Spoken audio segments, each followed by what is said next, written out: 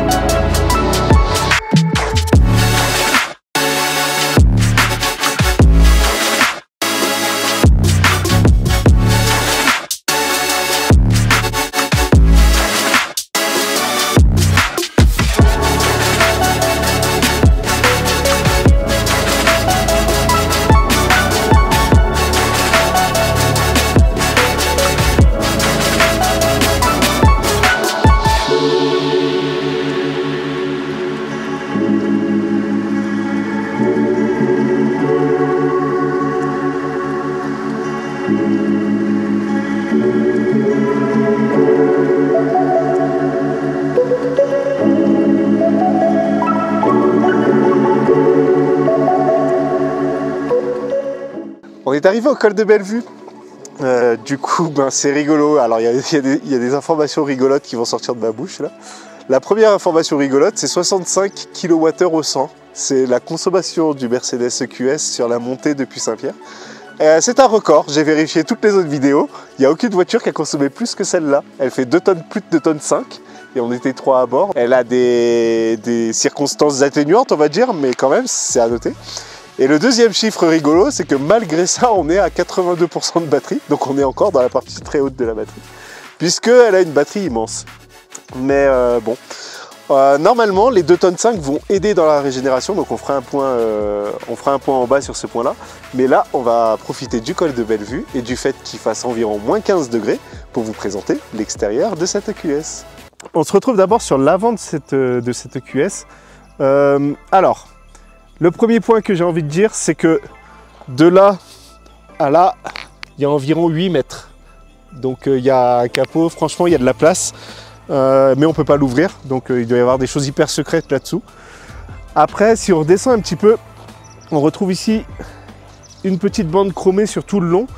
Et sous cette bande chromée, les phares et une LED qui parcourt aussi tout l'avant. Donc la signature lumineuse est vraiment sympathique. On a vraiment une signature lumineuse sur toute la largeur de la voiture et ça l'élargit encore plus, elle est déjà très très large, mais de nuit ça rend vraiment très très bien.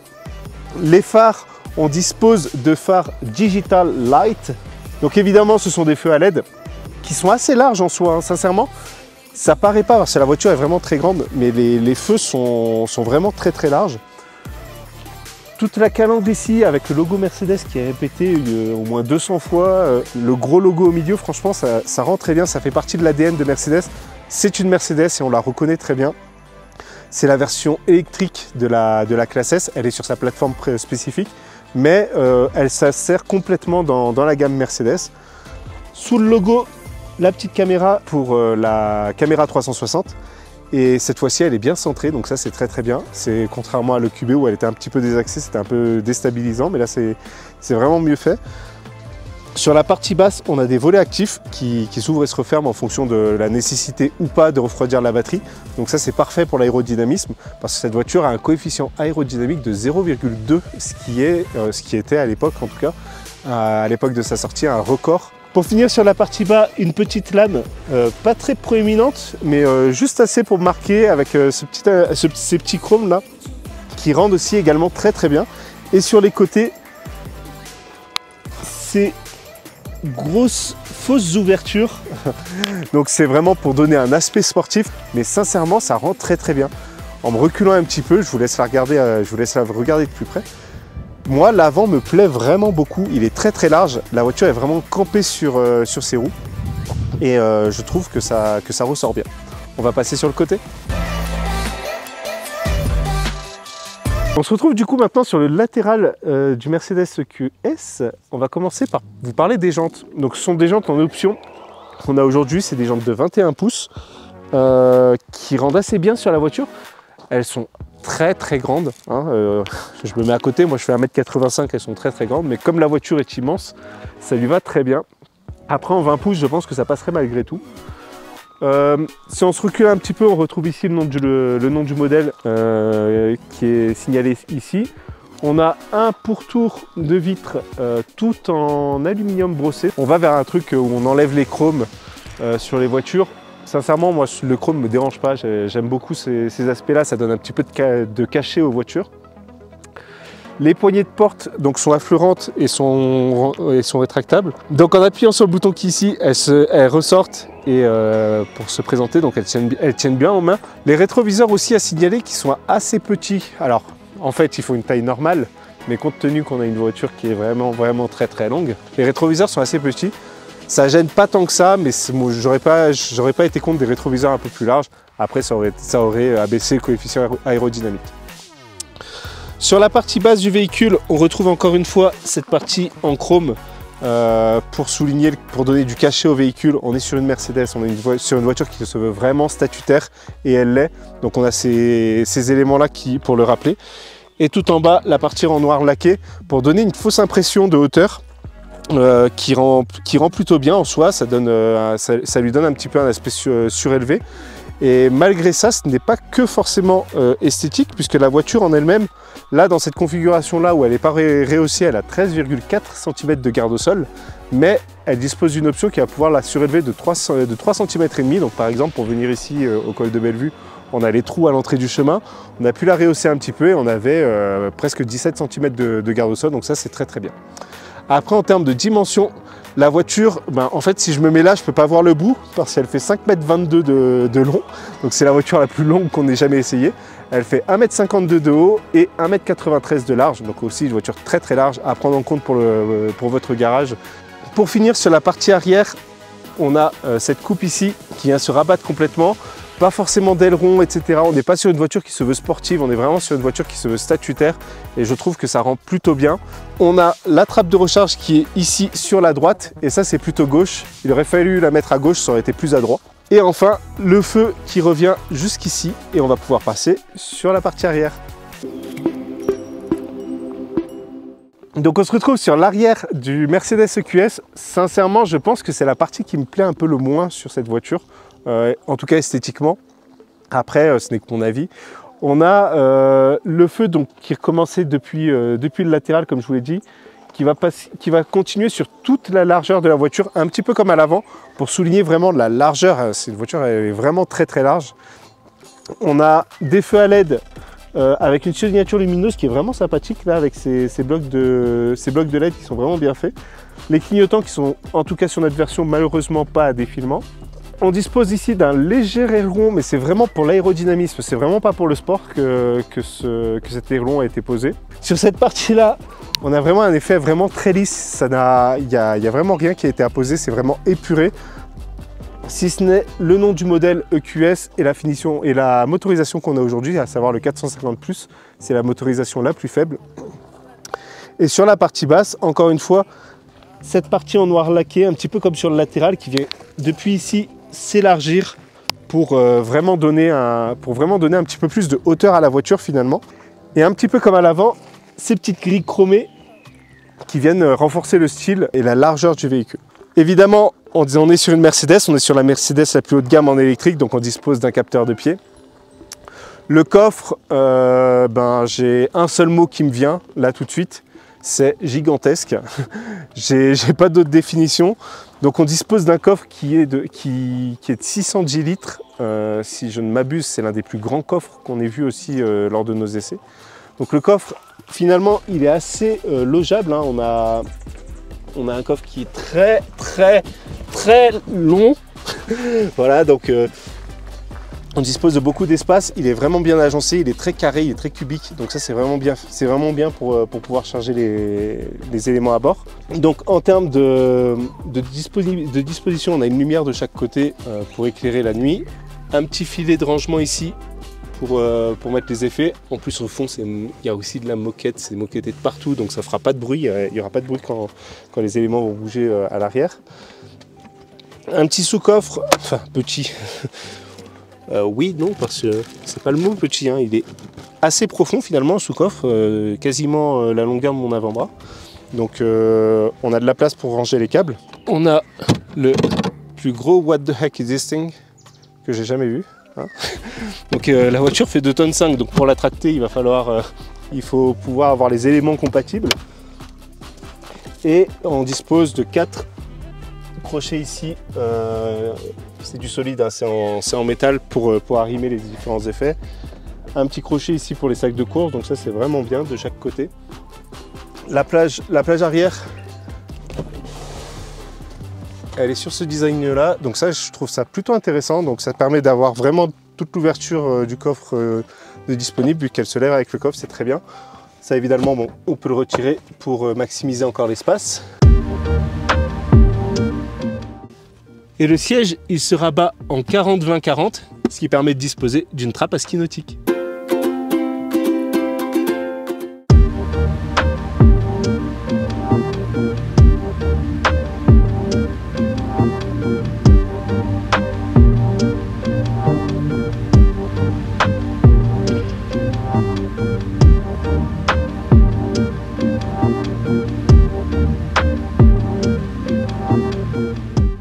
On se retrouve à bord du Mercedes EQS. On est dans la descente des plaines.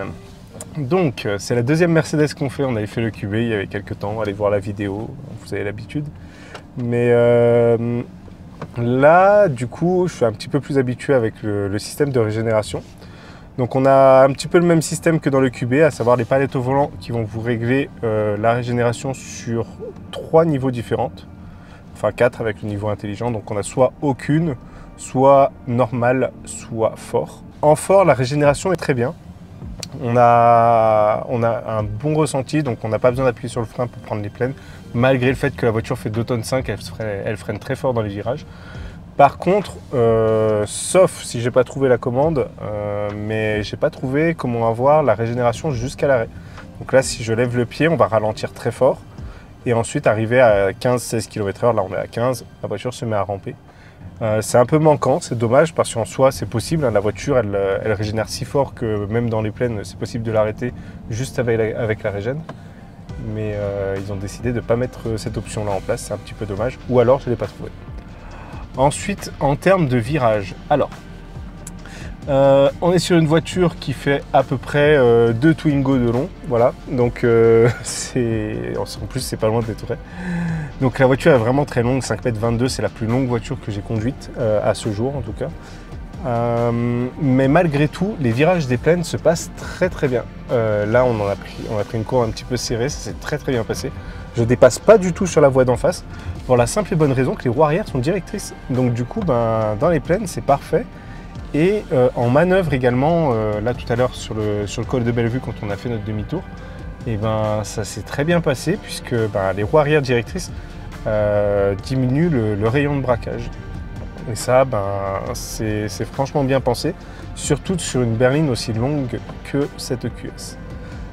Après, en termes de maintien, etc., on a des sièges dont le maintien est réglable. Donc là, je l'ai réglé sur 10. On a vraiment le maintien maximum. Donc, je peux prendre les virages un peu forts, ça va très bien me maintenir. Et on peut aussi avoir un réglage où on peut élargir un petit peu les coussins latéraux. Donc là, je vais prendre un petit peu fort. Hop. Ouais, ok. Donc après cette prise de virage un peu rapide, finalement, la voiture est un peu survireuse. Donc c'est un comportement un peu étrange pour une propulsion.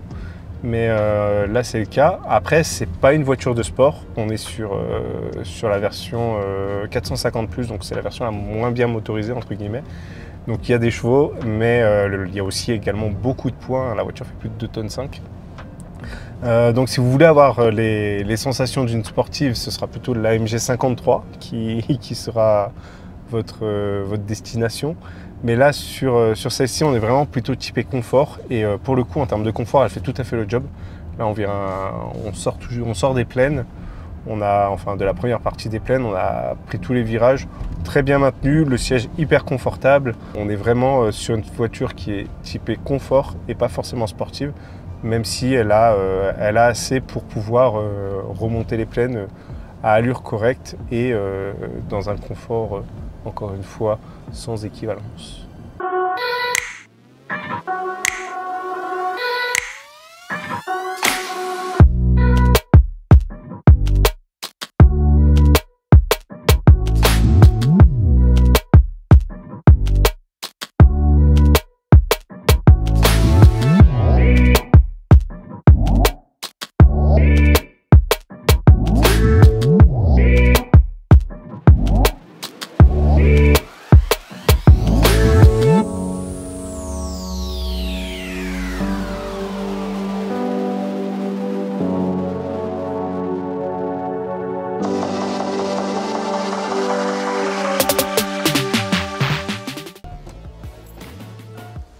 Et voilà, on est arrivé à la Marine, on est à Saint-Benoît.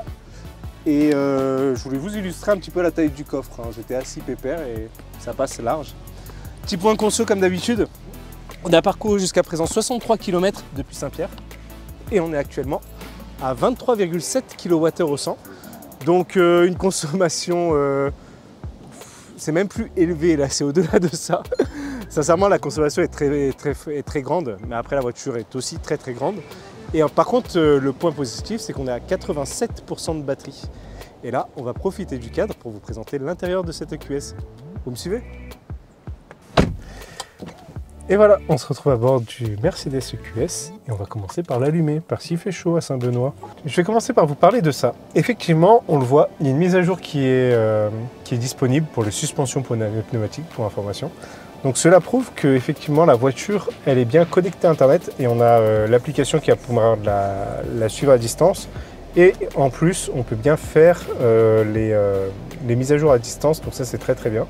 Pour revenir un petit peu sur la présentation de l'intérieur, je vais commencer par vous parler de ce qui se passe devant moi. Donc devant moi, j'ai un écran de 12,3 pouces qui est complètement configurable. C'est configurable à partir de cette partie-là. Hop. Donc là, on va pouvoir changer les affichages. Vous aviez déjà un petit peu vu ces designs-là sur le Mercedes EQS à l'époque, mais enfin sur le Mercedes EQB. Donc c'est toujours la même chose. On a plusieurs affichages qui sont disponibles, que ce soit on peut afficher la navigation en grand, etc. Donc un écran très clair. Le rendu est très bon. On peut lire très précisément les différentes informations dessus. Il est aussi complet, c'est-à-dire qu'on a bien toutes les informations. Si je retourne dans le mode classique, on a bien toutes nos infos qui s'affichent au même endroit. Donc ça c'est parfait. J'ai bien mon pourcentage batterie qui s'affiche juste ici, en plus gros que l'autonomie restante de 529 km qui ne sert à rien. Donc ça c'est bien, bravo Mercedes.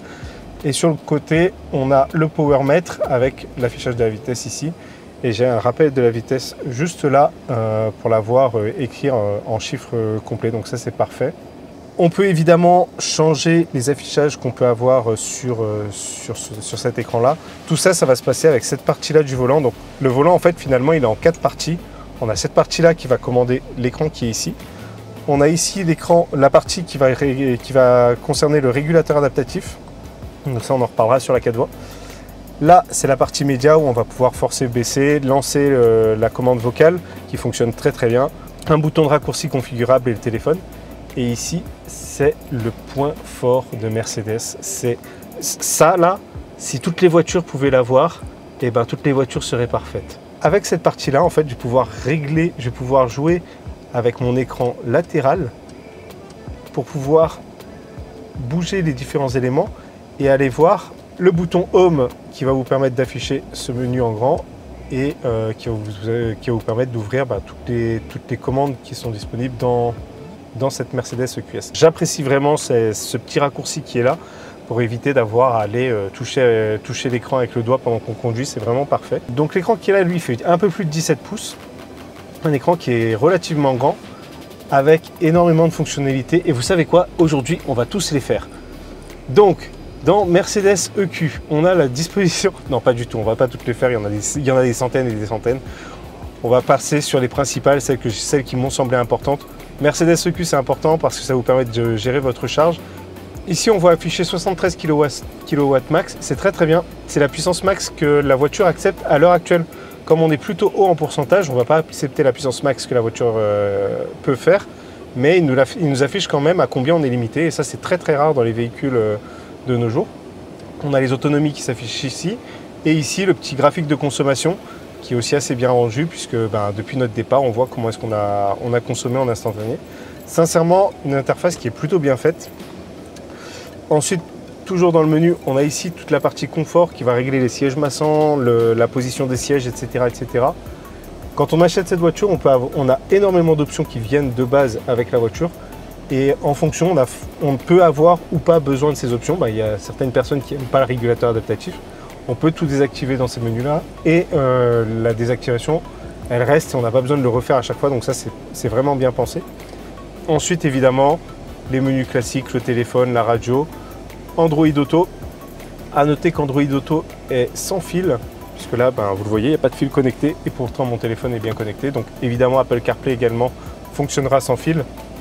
Pour continuer un petit peu sur cet écran, sur la partie basse, affiché constamment, on a les contrôles de clim. Donc ça c'est plutôt bien. J'aurais peut-être préféré des boutons physiques pour la clim, mais ça ne regarde que moi. Mais sincèrement, ça reste largement utilisable. On a ici une partie qui va permettre soit d'avoir la partie retour ici, le menu et défiler les musiques par là. Donc c'est pareil, toute cette partie-là ne bouge pas et c'est très bien. Ça permet d'avoir tous ces boutons-là à disposition tout le temps. A noter que dans notre version, on dispose aussi d'un filtre à particules, non pas pour les échappements de la voiture, mais pour les particules extérieures avec un vecteur du nombre de particules en moins de 2,5. Donc ça c'est très très bien. Sur cette bande en fait on a des boutons, alors ce sont des boutons physiques, mais en fait c'est toute la bande qui bouge quand on appuie dessus. Donc si j'appuie sur le bouton volume ici, on a bien toute la bande qui bouge, mais il arrive à reconnaître que j'ai appuyé sur cette partie là et pas juste à côté. Donc en fait toute cette partie là ça va concerner ici tout ce qui concerne le volume pour le passager principalement, puisque le conducteur lui il l'a au volant. Ici un lecteur d'empreintes. Ça marche pas avec ma voiture, ça marche pas avec mon empreinte malheureusement. Cotrans ne veut pas me donner la voiture. Les warnings. Et là quelques raccourcis ici pour changer les modes de conduite. On a 3 modes de conduite préenregistrés, éco, confort et sport, et un mode de conduite individuel qu'on va pouvoir régler comme on veut. Le menu EQ dont je vous parlais tout à l'heure, c'est le raccourci vers tout ce qui concerne la recharge. Et les raccourcis pour activer ou désactiver certaines options dont je vous parlais tout à l'heure. Ça permet d'avoir tous ces raccourcis là à disposition, que ce soit le régulateur, l'assistant, le franchissement de ligne, etc., etc. Donc tout ça c'est là et ça permet d'avoir un raccourci qui va pouvoir de le gérer très vite. Pour finir sur la boutonnerie, ici la caméra de recul, enfin la caméra 360 avec cet effet qui rend très très bien. Donc la caméra elle est très fluide, elle est de très bonne qualité, on y voit très bien, on voit très bien les détails de la voiture qui bouge derrière. On dispose également d'une aide au stationnement automatique, donc là évidemment ça ne fonctionnera pas parce que comme vous venez de le voir, on est au milieu d'une place tout en verre, donc il n'y a pas de places qui sont matérialisées au sol. Et après on dispose de raccourcis pour avoir quelques visions de plus près quand on se rapproche des trottoirs. C'est vraiment pas mal, ça permet de manœuvrer la voiture en toute sécurité, puisqu'on se souvient, et on le répète, et je vous le répéterai jamais assez, cette voiture fait 5,22 m de long, hein, c'est vraiment très très grand. Donc on a vraiment besoin de toutes ces aides-là pour la manœuvrer et pour la garer. Ensuite, on va parler un petit peu des rangements. Les rangements, déjà on dispose de ce premier rangement, juste ici, qui est caché par cette porte qui est plutôt bien faite. À ceci près que c'est du noir laqué. Là, vous voyez comment c'est propre? Voilà, c'est plus propre. Vous le voyez maintenant, c'est plus propre. Hein? Faut arrêter de mettre du noir laqué dans les voitures, les constructeurs, s'il vous plaît. C'est pas propre le noir laqué. D'accord? Sous cette porte en noir laqué qui n'est maintenant plus propre, on va disposer donc d'un petit rangement ici pour la clé, typiquement. Ici, on a des portes gobelets qui sont rétractables comme ceci. En poussant, ça se remet en place. Et surtout, cette pièce, elle peut sortir. Donc on peut libérer encore plus d'espace. Et autre point intéressant, je peux laisser mon téléphone ici, mais si j'ai envie, je peux le mettre là-bas dessous. Et là-bas dessous, j'ai un chargeur induction. Enfin, pas pour mon téléphone, puisque moi, j'ai pas de chargeur induction, mais l'iPhone de Fabien, lui, pourrait être chargé en induction sur cette partie-là. On dispose également de 2 ports USB-C pour la première connectique ou pour la recharge. Donc une fois que la connexion a été faite, on n'en a plus besoin puisque Apple CarPlay et Android Auto fonctionnent sans fil. Pour revenir un petit peu plus en retrait, sous cet accoudoir qui est extrêmement confortable, c'est tout doux, c'est tout mou, j'aime bien. Sincèrement, le bras se pose très bien, il n'y a pas de souci. Et sous l'accoudoir, on dispose encore d'une poche avec un autre chargeur induction, parce que pourquoi pas, et 2 autres ports USB pour laisser le téléphone dans la voiture quand on sort. Tout ça, du coup, c'est caché par la suite. On peut le recharger également, même si on n'a pas l'induction, c'est très très bien. Et un petit range-pièces sur la partie arrière. Donc ça, c'est vraiment bien pensé. Ensuite, au niveau de la portière, on a un grand bac de rangement ici qui est pas si énorme que ça. Compte tenu de la taille de la voiture, on pourrait s'attendre à plus grand, mais qui suffira très largement pour poser une bouteille d'1 litre. La poignée de porte, c'est pas hyper intuitif. C'est-à-dire que pour fermer la porte, on ne sait pas trop par où attraper la porte pour la fermer. Et bien en fait, c'est ici. Le trou est assez fin, c'est joli, mais c'est pas hyper simple à l'utilisation, je trouve. C'est pas forcément très ergonomique. Les boutons de vitre assez classiques, le réglage des rétroviseurs. Donc ici, on va retrouver les réglages du siège. Donc on va pouvoir régler ici la partie, tout ce qui concerne mon siège. Mais je vais pouvoir également régler le siège de Fabien. En appuyant sur ce petit bouton là, donc ça c'est très bien de pouvoir régler le siège passager avec ça, puisque parfois il est mal réglé et on n'a pas forcément envie d'aller chercher le bouton qui est très loin. Et évidemment la mémoire des sièges jusqu'à 3 positions. Ensuite, toujours pour finir un petit peu sur ce qui nous entoure, là on a les phares qui sont ici, puisque sur ce Komodo on a à la fois les clignotants, les pleins phares et l'essuie-glace avant, pas les essuie-glaces, parce que je ne l'ai pas dit tout à l'heure, mais il manque un truc sur la vitre arrière qui se balance de droite à gauche pour essuyer la vitre quand il pleut. Et sur ce Komodo d'ailleurs, c'est un petit point intéressant, mais si j'ai une chose à reprocher à cet intérieur, et j'ai rien trouvé d'autre, donc il fallait que je trouve un reproche à lui faire à cette voiture malgré tout, mais là, c'est un peu abrasif. Quand je pose le doigt, c'est pas terrible. J'aime pas le toucher là ça pique. Voilà, c'est tout. Après le reste est parfait, mais là ça pique. Donc si vous achetez cette voiture, il faudra changer le Komodo. Ça fait la transition parfaite pour tout ce qui est matériaux. On a dans cette version 450+, on a de l'Alcantara sur tout l'habillage de la voiture avec des surpiqûres rouges.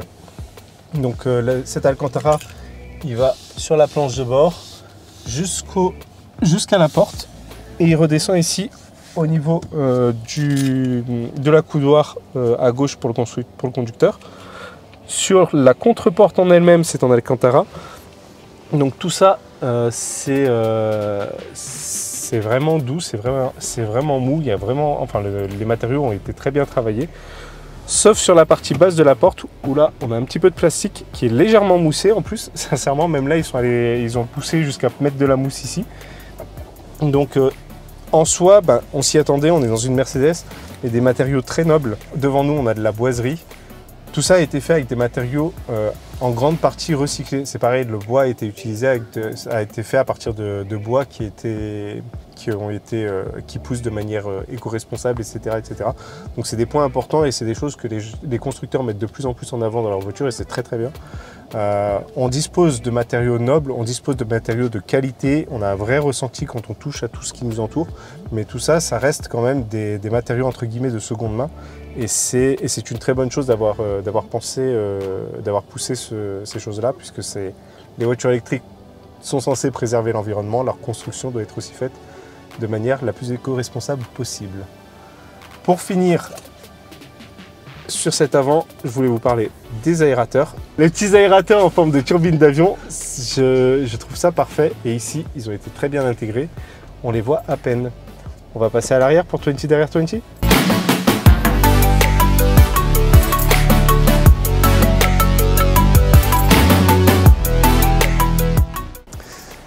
On se retrouve donc pour le plan de 20 derrière 20. Merci pour la porte. Hop. Et nous voilà à l'arrière de ce Mercedes EQS. Qu'est-ce qu'il y a à dire? Déjà, j'ai pas de place aux genoux. Sincèrement, là, la siège est réglée pour 20 devant moi. Il aurait pu l'avancer un peu plus parce que j'ai vraiment pas de place. Il y a quoi? Il y a peut-être 15 cm.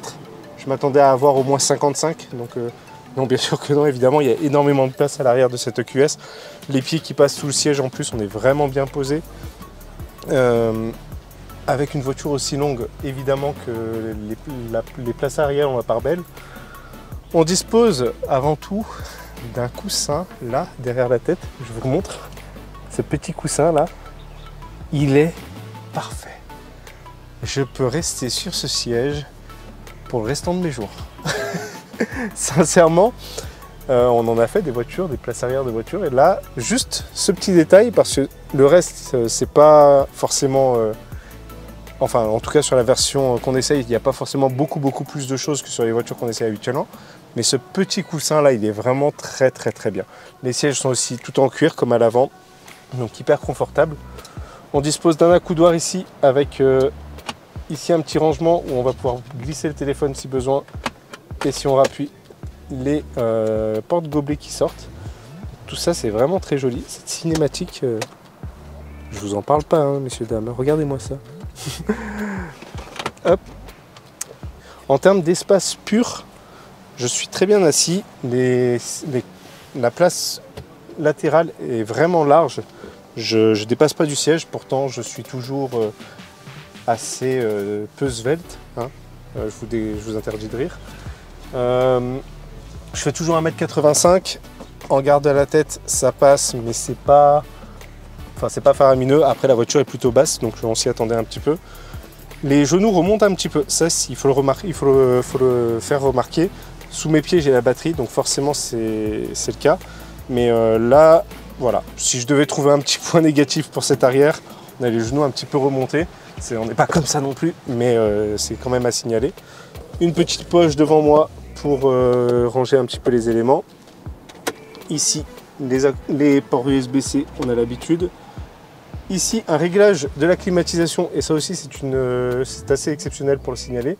On dispose d'une climatisation bizone à l'arrière, donc c'est une climatisation quadrizone en tout dans la voiture.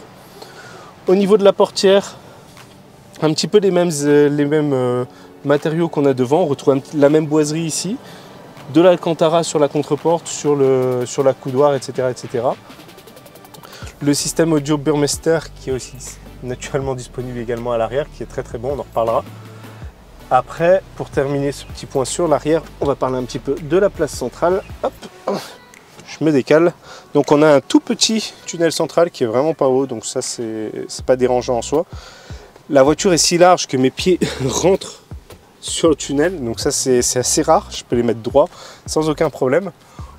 En termes de garde à la tête, ça va, c'est un petit peu moins haut évidemment que sur les côtés, mais ça va. Le dossier est beaucoup plus raide à cause de l'accoudoir, sincèrement ça c'est vraiment à noter. Sur le côté on est vraiment très bien posé, il n'y a aucun souci. Par contre ici c'est un petit peu raide.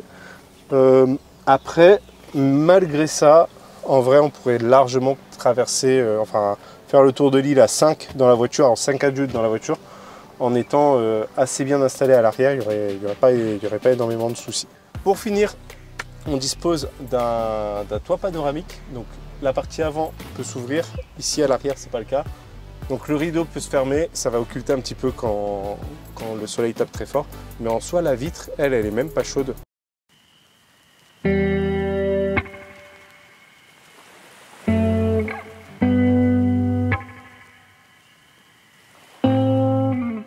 Dans une Mercedes EQS, c'est-à-dire la limousine de Mercedes électrique. Et du coup, je voulais faire un petit peu en conduite, mais sur les places arrière. Donc au niveau confort, c'est un petit peu moins bien que pour le siège conducteur. Ça, il faut le préciser, on ressent un petit peu plus les aspérités de la route. Au niveau insonorisation aussi, j'ai l'impression qu'il y a un petit peu plus de bruit à l'arrière qu'à l'avant. Mais après ça reste très largement soutenable. Et après en termes d'assises, etc., de conduite, comme j'ai dit sur la séquence 20 derrière 20, je peux largement faire 2 tours de l'île assis à cette place arrière. Sincèrement, on est vraiment très bien. Il me manque peut-être quelques équipements, un siège réglable, etc. pour avoir vraiment le top du top. Mais ça, tout ça, c'est disponible en option, là, juste pas sur la version qu'on a aujourd'hui. Mais c'est possible de l'implémenter, de se configurer la voiture avec toutes ces options-là. Ça reste malgré tout une très bonne place dans ce Mercedes EQS.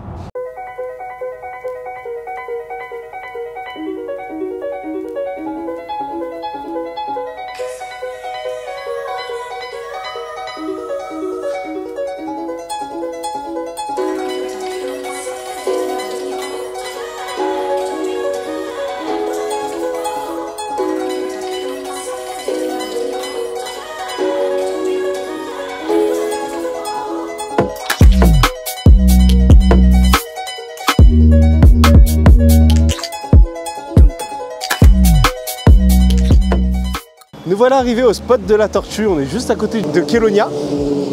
Un petit point sur la conso après ce petit tour de l'île. Donc on a quasiment terminé. Là on a parcouru 151 km. Il nous reste une trentaine de kilomètres jusqu'à Saint-Pierre.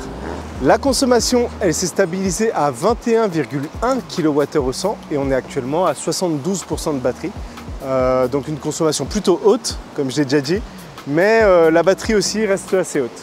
Là, on va parler des chiffres qui caractérisent ce Mercedes EQS et pour ça, je vais ouvrir le capot. Voilà, parce que le capot, c'est ça en fait. Tout ce qu'on peut ouvrir sur cette voiture, c'est ici, voilà. C'est pour re-remplir le lave-glace en fait, puisque le capot en lui-même, on ne peut pas l'ouvrir. Qu'est-ce qui se cache sous ce capot? En fait, rien, puisque cette voiture est une propulsion, donc le moteur est derrière. C'est un moteur de 265 kW, soit 360 chevaux, et il fait 568 Nm de coup. Ces performances lui permettent d'abattre le 0 à 100 en 6 secondes 1, et la voiture peut atteindre jusqu'à 210 km/h pour l'anecdote. On va parler aussi maintenant de la batterie, parce que la batterie c'est un gros morceau. C'est la batterie la plus grosse qu'on ait jamais eue dans une voiture puisqu'elle fait 120 kWh de capacité brute et les Allemands étant des Allemands, ils nous donnent même la capacité nette. Nous avons 108,4 kWh de capacité nette. Donc le buffer de la batterie entre la capacité nette et la capacité brute, c'est la taille de la batterie de la Zoé de mon papa. Voilà, c'est pour vous donner un ordre de grandeur de la taille de cette batterie. Et cette batterie, elle peut être rechargée via le port qui est à l'arrière droite et on va en parler tout de suite. Donc la trappe elle est là-bas et la voiture elle fait 5,20 m. Donc je dois parcourir 7 mètres pour arriver jusqu'ici, c'est formidable. Du coup, le chargeur de ce véhicule. Donc on dispose d'un chargeur en courant alternatif qui va jusqu'à 11 kW et un chargeur en courant continu qui lui peut prendre jusqu'à 200 kW, ce qui est une puissance de recharge très élevée.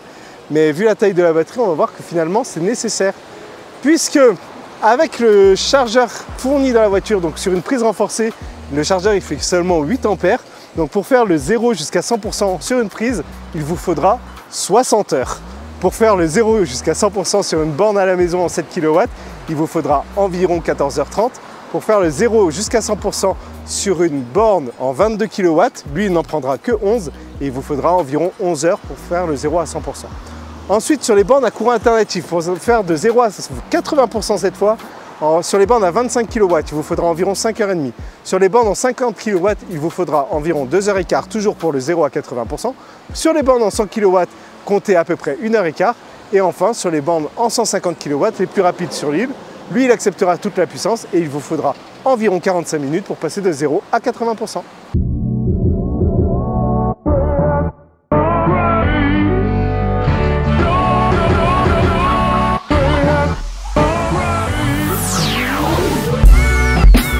Donc on se retrouve à bord de l'EQS, on sort de Saint-Leu, on est sur la 4 voies, on va rentrer à la concession.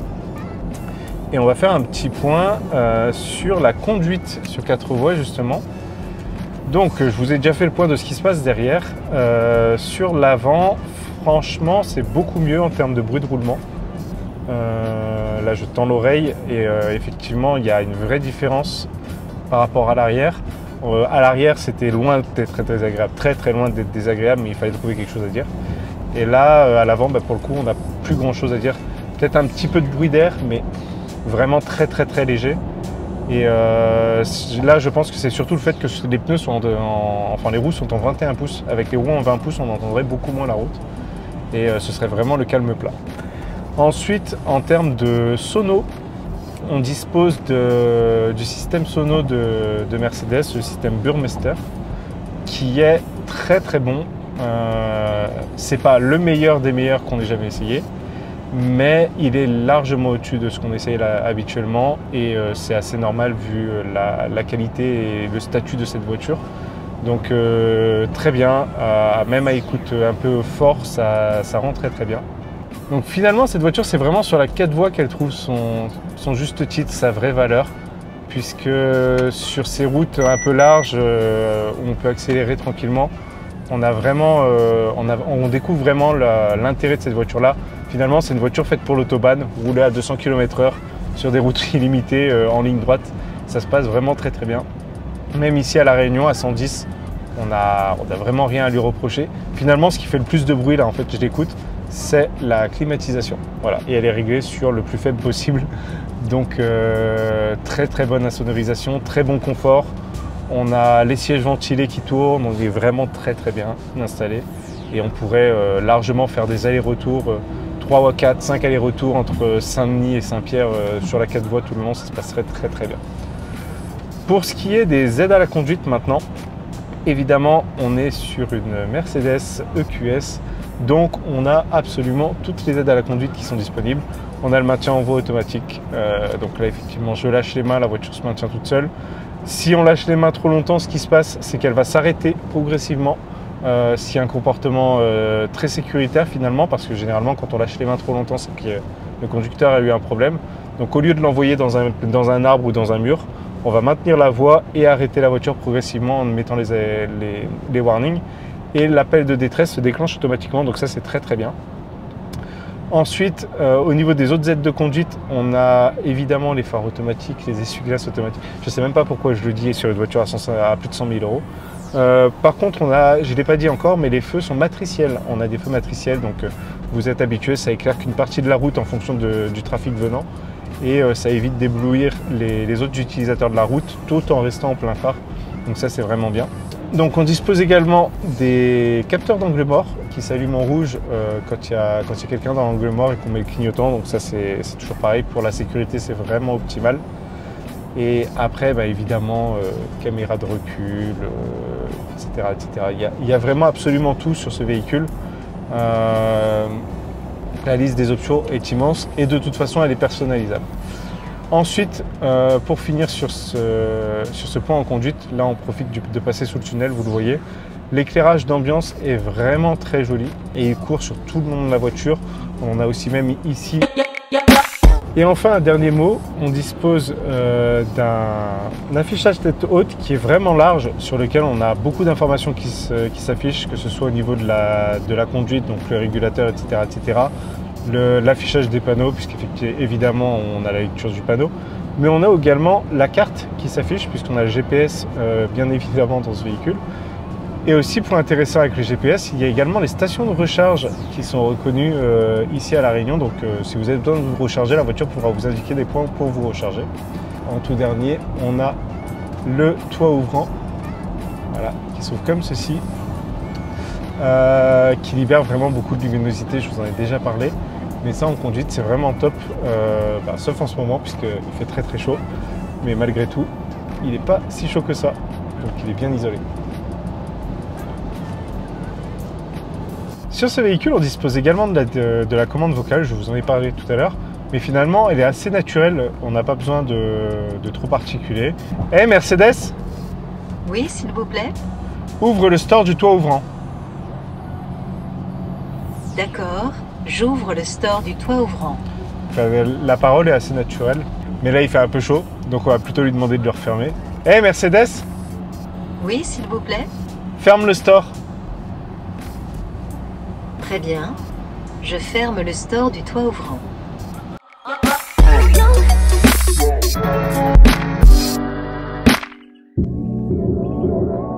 On est arrivé devant Cotrans, on a fini notre tour de l'île. Déjà, je veux repartir avec cette voiture, je n'ai pas envie de la rendre. Si je cours assez vite, ils ne me rattraperont jamais, je pars avec les clés.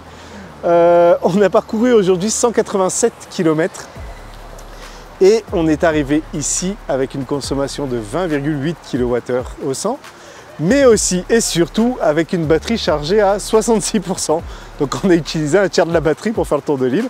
On peut en refaire un deuxième et un troisième. Et franchement, je suis vraiment partant pour le faire. 187 km, 34% de batterie utilisée. Ça nous mène à un WLTPI de 550 km.